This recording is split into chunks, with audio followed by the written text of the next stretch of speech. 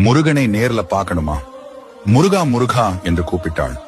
அடுத்த நிமிடம் நம் கண்முன் காட்சி தருவான் முருகன். எப்படி என்று தெரிந்து கொள்ள வீடியோவை முழுமையாக பாருங்கள்.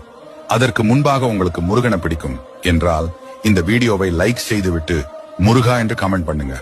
முருக பக்தர்களுக்கு வீடியோவை அனுப்புங்கள். ஒன்றை மட்டும் மறக்காதீர்கள், முருகனை வழிபட்ட யாரும் தோல்வி அடைவதில்லை.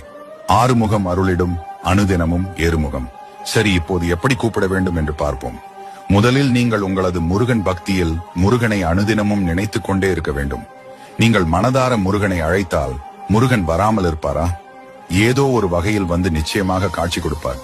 அது வேலாக இருக்கலாம், இல்லை மயிலாக இருக்கலாம், மயிலோட முருகன் இருக்கிற போட்டோவாக இருக்கலாம், இல்லை என்றால் இந்த வீடியோவை கூட உங்களை பார்க்க வச்சிருப்பார். நீங்கள் மனதில் இருந்து கூப்பிட்டால் நிச்சயமாக முருகனுக்கு தொடர்புடைய ஒன்று உங்கள் கண் முன்னே வந்து நிற்கும். நீங்கள் எதையாவது நினைத்து பயந்து கொண்டிருந்தால் உங்கள் கண் முன்னாடி யாம் இருக்க